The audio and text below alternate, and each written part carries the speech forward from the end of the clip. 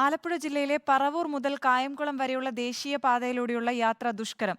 നിർമ്മാണം പുരോഗമിക്കുന്ന ദേശീയപാതയിലെ സമാന്തര പാതകളെല്ലാം ഒറ്റമഴയിൽ തന്നെ തോടായി.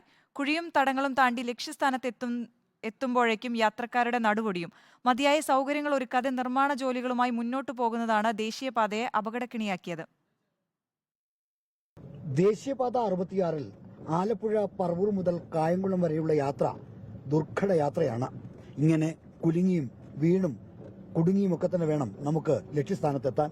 അപ്പോഴേക്കും യാത്രക്കാരന്റെ കാര്യം ഒരു പരുവമാവും.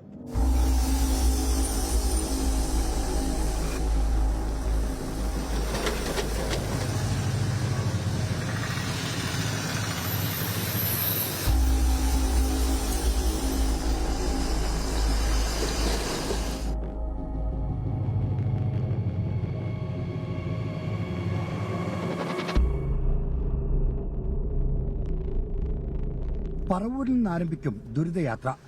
കോറി വേസ്റ്റും ടാർപ്പൊടിയും ഇട്ട പാത ചെളിക്കുളമാണ്. വാഹനങ്ങൾ ഇഴഞ്ഞു നീങ്ങുന്ന മൂലം എപ്പോഴും ഗതാഗത കുരുക്ക്. അമ്പലപ്പുഴയിലും പുറക്കാടും ഒറ്റപ്പനയിലും ഇതേ സ്ഥിതി. ഇവിടമെല്ലാം കടന്ന് ഹരിപ്പാടെത്തുമ്പോൾ ദുരിതം ഇരട്ടിക്കും. ബസ് സ്റ്റാൻഡിന് മുന്നിൽ ഉയരപ്പാതയുടെ പൈലിംഗ്, സർവത്ര ബ്ലോക്ക്. അവിടെ നിന്ന് രക്ഷപ്പെട്ടാൽ പിന്നെ നങ്ങ്യാർകുളങ്ങരയാണ് അഗ്നിപരീക്ഷ. കുഴിയിലും തടത്തിലും വീണും തെന്നിത്തെറിച്ചും വേണം അക്കരെ പറ്റാൻ. മഴ കൂടി വന്നതോടെ യാത്രക്കാർ ജീവൻ കയ്യിൽ പിടിച്ചാണ് യാത്ര ചെയ്യുന്നത്. വളരെ ബുദ്ധിമുട്ടാണ്. ഡെയിലി ഇവിടെ പോകുന്ന റോഡാ. ഇതിന് ഡെയിലി രാവിലെ ഇവിടെ പോകുന്നത്. ഇപ്പോഴും വണ്ടി ഒരു കുരി അല്ലല്ലോ, അവിടുന്ന് ഇവിടെ വരെയും റോഡ് മോശമാണ്.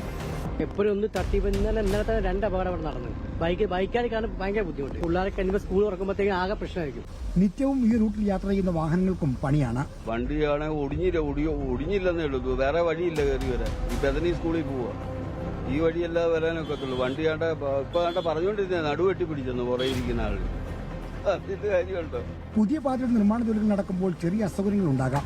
എന്നാൽ വേണ്ട സൗകര്യങ്ങൾ ഒരുക്കാതെ നിർമ്മാണം തുടരുന്നതാണ് പറവൂർ കായംകുളം റീച്ചിലെ പ്രശ്നങ്ങൾക്ക് കാരണം.